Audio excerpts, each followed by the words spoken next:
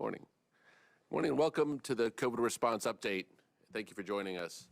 I'm Andy Slavitt, White House Senior Advisor for the COVID response team. Now, we've been battling this pandemic for the better part of a year.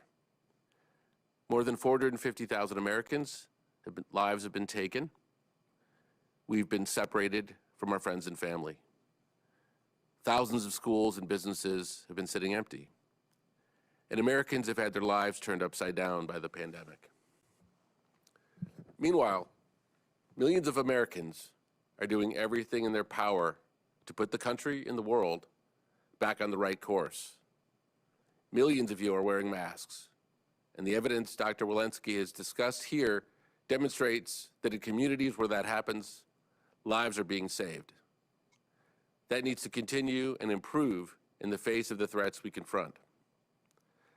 We know that millions of Americans are also waiting patiently to be vaccinated. Today, I want to begin the briefing by updating you on what is happening while you are waiting. In the weeks and even months that you are waiting, the nation's efforts are being spent focused on many who are most at risk of hospitalization and death from this virus: the elderly, seniors, frontline healthcare workers, and many essential workers. According to a recent CDC report, the long-term care program has administered now over 4.8 million doses to more than 3.7 million of our most vulnerable. Those who were dying in large numbers over the last year are now on a path to protection.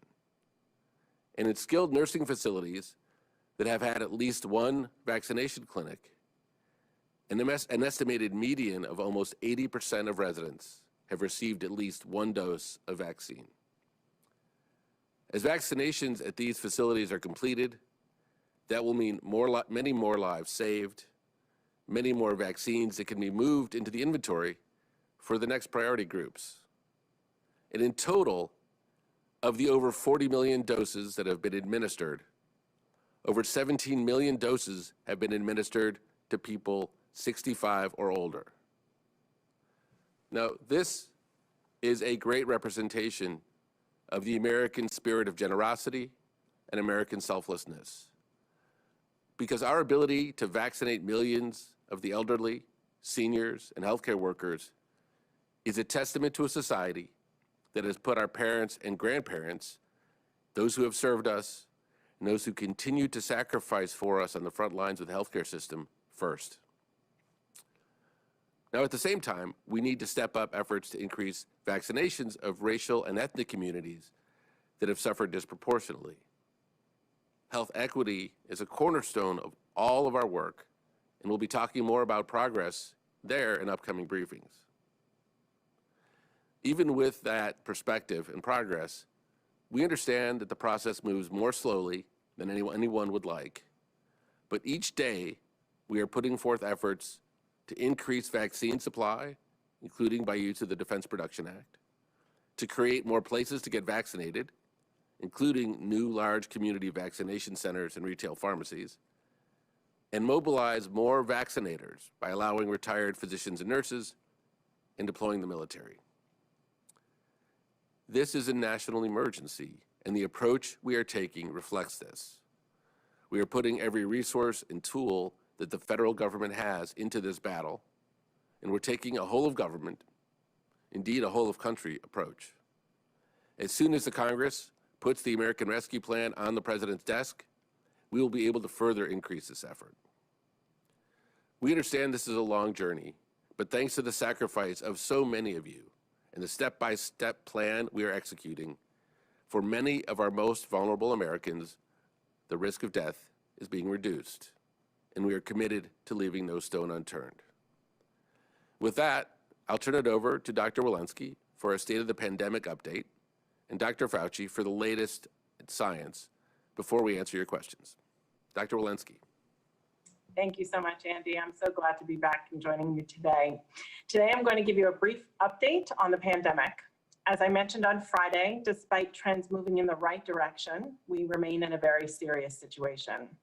COVID-19 continues to affect too many people as we continue to mourn all of those lives that have been lost. Cases have continued to decline over the last 4 weeks. An average of 119,900 new cases were reported between January 31st and February 6th. That's a drop of nearly 20% from the prior week, but still dramatically higher than the last summer's peak. We must continue to drive these cases down. New COVID-19 hospital admissions also continue to decline. An average of 9,977 admissions per day were reported between January 30th and February 5th, a decline of nearly 17% from the week prior. This is promising, but hospitalizations also remain incredibly high.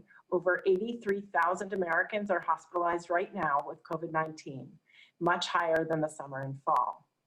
Today, we are reporting that COVID-19 deaths increased 2.4% to an average of 3,221 deaths per day from January 31st to February 6th.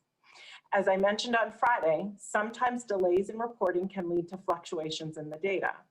This is the case for the average number of deaths reported today, which includes a delayed report of 1,570 confirmed deaths from one state. These deaths were reported last week, but actually had occurred over the prior several months. We may continue to see the variation in daily deaths for different reasons, including reporting delays. We are continuing to watch these data closely, and although hospital admissions and cases are consistently dropping, I'm asking everyone to please keep your guard up. The continued proliferation of variants remains of great concern and is a threat that could reverse the recent positive trends we are seeing. As of February 7th, 699 variant cases have been confirmed across 34 states, with 690 of these cases being the B.1.1.7 variant, the variant first reported in the UK. Please continue to wear a mask and stay 6 feet apart from people you don't live with. Avoid travels, crowds, and poorly ventilated spaces, and get vaccinated when it's available to you. I recognize that the pandemic has taken an enormous toll on all of us, but if we all work together and take these prevention steps, we can finally turn the tide. Thank you. I look forward to your questions, and I will now turn things over to Dr. Fauci. Dr. Fauci? Thank you very much, Dr. Walensky. I'd like to address briefly 2 issues that have come up for discussion over the last several days. And one is the question of, given the fact that there is a greater demand than there is supply, should we be putting all of our effort into getting the first dose into people with less emphasis on the second dose?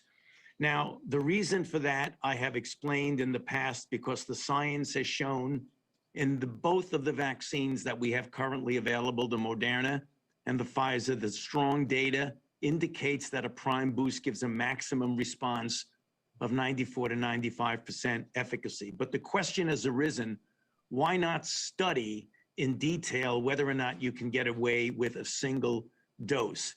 It is not an unreasonable thing to suggest a study.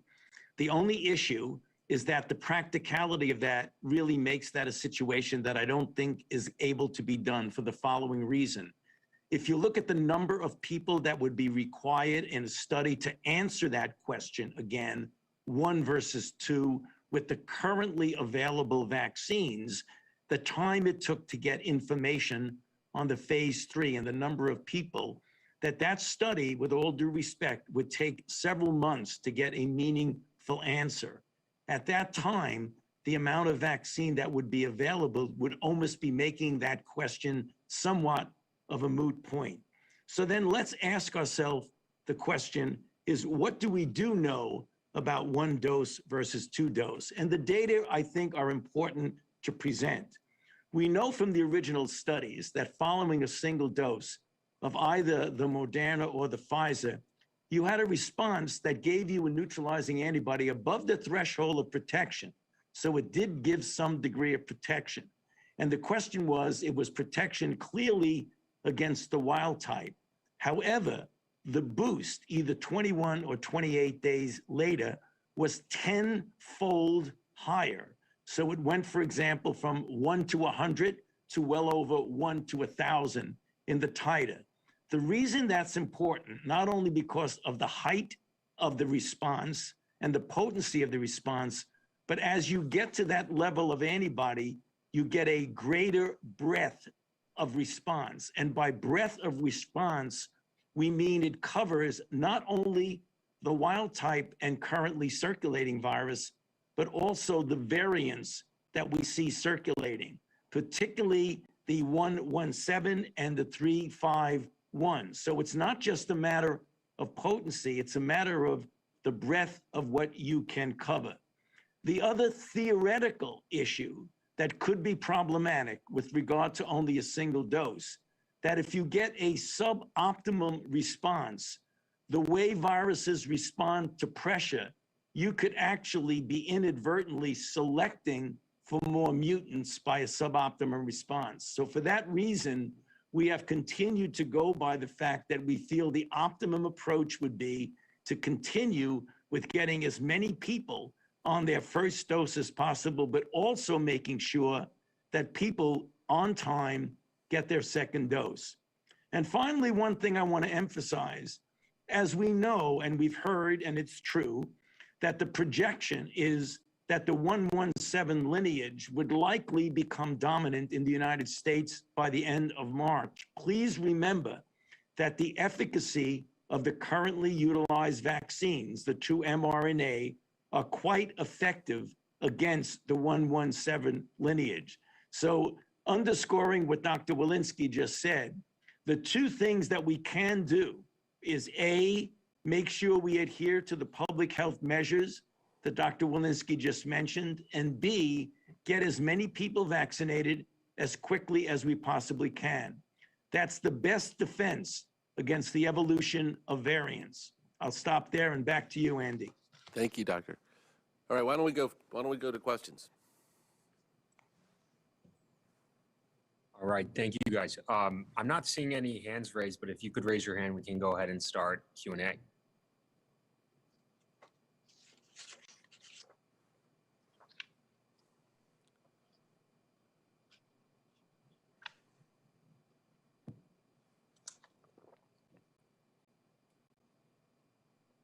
All right, first we'll go to Caitlin Collins at CNN.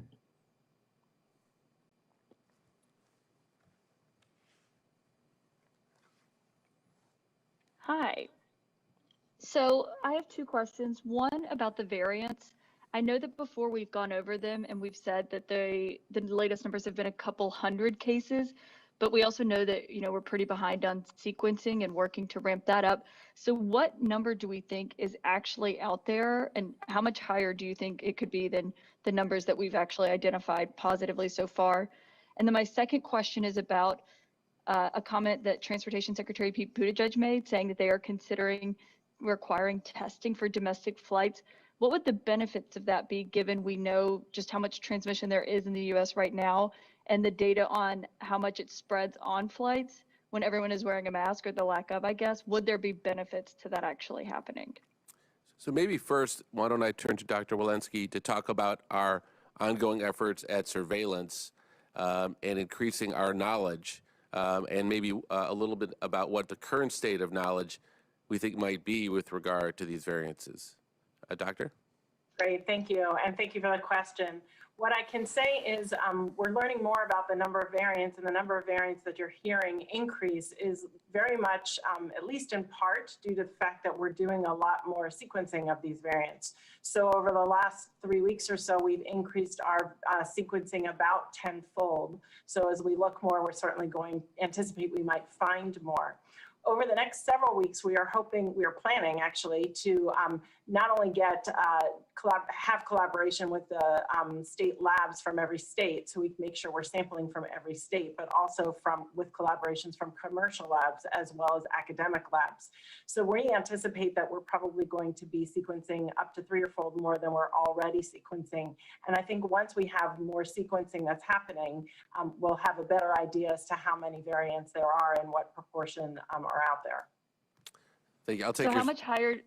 Oh, please go. So do we have a ballpark estimate of how much higher it is than what we actually know right now? Because I think the understanding is that it's a lot higher than what we know. Is that correct? I would be reluctant to give you an estimate right now based on our current data, but I'd be happy to get back with you on that one. Let me take your second question. I haven't heard Secretary Buttigieg's comment. What I would say, and Dr. Walensky may want to comment, is that with regard to domestic travel, I think in the words of Dr. Walensky and the CDC, now is not the time to be traveling, if at all possible. And so, Dr. Walensky, do you want to say a word about traveling and safety measures with regard to travel? Yeah, what I would add is the more screening that we're doing in places where people are gathering, I think the more asymptomatic disease we will be detecting. And certainly there's a lot of, there's more gathering that happens in airports. And so to the extent that we have available tests to be able to do testing, first and foremost, I would really encourage people to not travel.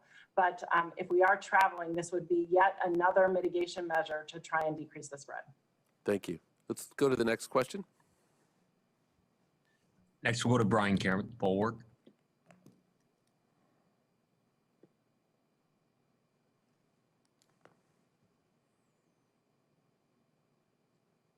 Thank you very much, and thanks for taking the question. This question is for Dr. Fauci. Dr. Fauci, we are talking about the mutant varieties of this virus, and we are stressing that we need to get as many vaccinated as possible. Now, when I speak to scientists, they tell us that eventually that viruses like this tend to mutate to a less harmful or a less virulent strain. Is there any data or scientific concerns that this particular virus is mutating into a more virulent strain or a more dangerous strain, and that it is more dangerous as it mutates? And then I have a follow-up. Okay, well, the answer to your question is right now we certainly don't have any data to indicate that it is mutating into a less virulent strain. The initial data that came out from the UK about it having a degree of increased virulence, that is still, I think, something, I wouldn't say that's questionable, but I think that needs to be confirmed. But thus far, no evidence that it is less virulent. Sometimes when viruses mutate to spread more efficiently, they become less virulent, but we do not have any data to indicate that that is in fact happening with SARS-CoV-2. And then the follow-up to that question is, if it is becoming, or if your concern is that it is more virulent, how long will the efficacy of the current vaccines under this structure, have you been able to game that out to determine when that efficacy will be dampened or will lessen? Well, I think that's obviously going to take an observation over a longer period of time. We've got to really be careful because there are two things that are going on right now. A virus is transmissible and it's virulent, and the degree of transmissibility and the degree of virulence can actually overlap and result, because you've heard us say on our briefings that a virus that has a greater degree of transmissibility will be making more people sick. The more people that get sick, the more people that will be hospitalized, and the more people that are hospitalized, you'll likely get more deaths. But on a one-to-one basis, whether or not it is truly more virulent, right now we don't have any indication that that's the case here. And we'll just have to continue to observe, which we do. You know, the vaccine trials, they ended and came up with a efficacy of 94 to 95%. But the trials go on for 2 years, so we'll learn a lot more over the next couple of years. So they're still following up on this, both from the study as well as being reported to the FDA. So if there's any information in that regard, it will become available to us as the months and year goes by. Thanks, Brian. Hey, Dr. Fauci, just to clarify something, if you wouldn't mind. Very fair question from Brian, speculating about the future, but maybe you can emphasize what we know today about the efficacy and safety of the viruses relative to what the threats we face today. Well, right now, what we're seeing now in our country is still a dominant original wild type virus, of which the vaccines are highly efficacious, 94 to 95%. The immediate concern that we have is that the fact that we have the 117 in certainly a considerable number of states reported with a number of people, that modeling would tell us, Andy, that it could become dominant by the end of March. That's the sobering news. The encouraging news is that the vaccines that we're currently distributing right now are quite effective against that particular variant. Less so against against the South African, the 351, but hopefully we will get the virus under much better control by the time there's any indication that that might become dominant. Got it. So again, it gets back, Andy, to vaccinating as many people as you possibly can and implementing the public health measures. Great, thank you. Okay, next question, please. Next, we'll go to Sharon Lafreniere at New York Times. Hi, thank you for taking my question. I have actually two questions. The first is statistical for Andy. You told us how many doses were administered in the long-term care program. What's the total number of doses that were set aside for that program? In other words, what's the denominator? And then secondly, on the new pharmacy program, is there going to be a separate registration system for that? And if so, what does that mean for all the people who had already signed up at their local health departments and have been waiting in line? Do they start over? Is there going to be some kind of integration between these different systems now? Thank you for the question. I thought I was off the hook when you said it was statistical. I was quite confident it was going to go to one of the experts. Relative to the long-term care program, there are a lot of numbers moving around, and so I think it's important to emphasize what I talked about earlier, which is that we've administered 4.8 million doses to more than 3.7 million people. And what we don't have for you today is a breakdown of how many doses are first and second doses.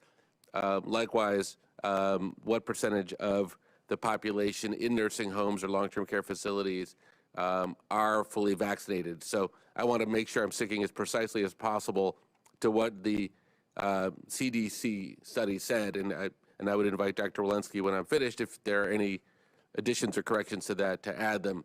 But it's important that I think things are phrased that way. We do know that for the centers that have vaccination clinics, the median number of people, and this was as of sometime in the end of January, the median number of residents that were vaccinated was 80%. So that gives you, I think, a decent approximation. In terms of pharmacies, many of the pharmacies do have their own registration systems in place. And so those are the registration systems that I think they will likely continue to use in the near term. I think your question about dealing with separate registration systems is a good one. For example, people may want to try to understand more about how they can find a place where they can get vaccinated. And I think particularly as there's more supply, that's going to be important. And I have nothing to announce today other than that we are looking very closely at that question and how we might be able to help people. Should we go to the next question? Should we go to Kristen Welker at NBC. Hi, everyone. Thank you. First question is, can you give us your assessment of some of the states that have begun to relax their protocols? For example, Iowa among those who has reversed some of the indoor requirements in terms of masking and public social distancing.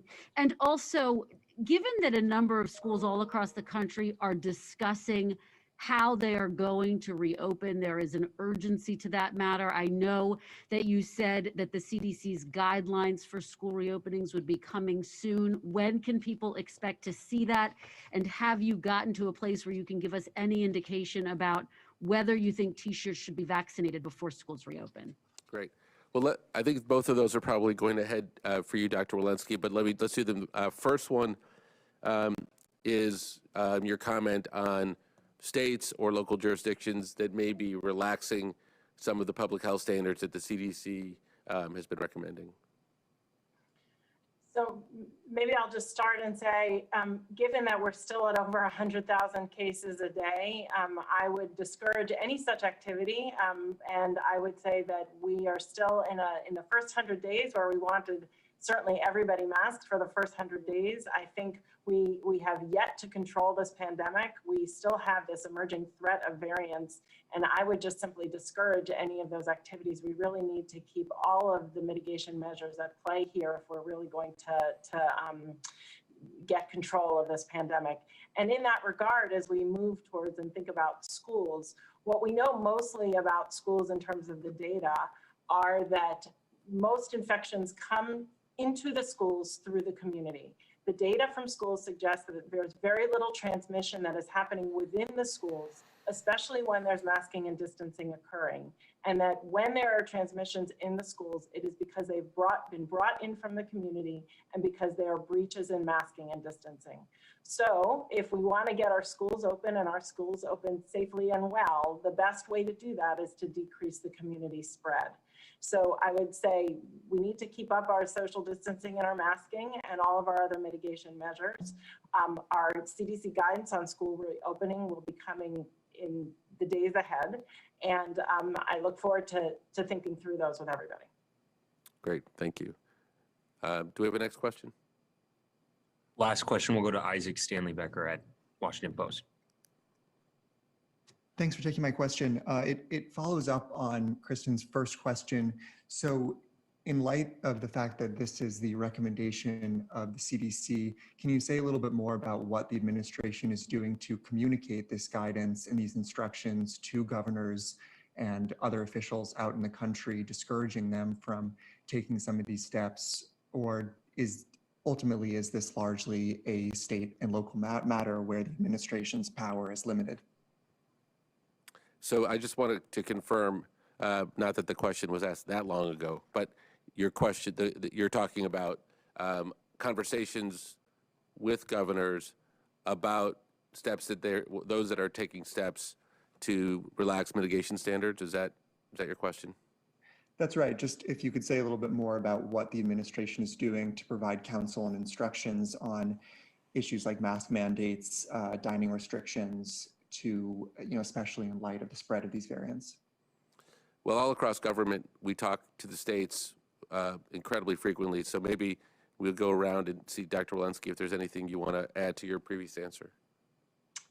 I will just say I think our stand on this is pretty well established. I attend a weekly governor's call at least, and I know that, and I've been in touch one-on-one with numerous governors already. So I'm doing my best, and I would happy to be doing more to encourage the states to decrease their community spread so that we can decrease the threat of these variants, decrease our hospitalizations, and get this pandemic under control. And the only thing I'll add to that is that, we understand the pressure the governors are under. We are taking a collaborative approach as much as possible, sharing with them the data, helping them understand, as we've covered on this call, why we're in such a critical period to combating the virus, and hope to continue to work to persuade and partner with states and localities to continue to follow sensible public health measures until such time as we're in a situation where the case rates are down lower. We think that's wise. We think that the voice of the CDC is preeminent here. They look at all of the data. They're clear in communicating with the public, and we'll continue to have those conversations with the states. But I won't go into any of the specific one-on-one conversations that we have with states, because I think that might be counterproductive. I want to thank you for attending our briefing. I think we hit the half-hour mark pretty precisely. We look forward to a productive week collectively, and to talking with you all again on Wednesday.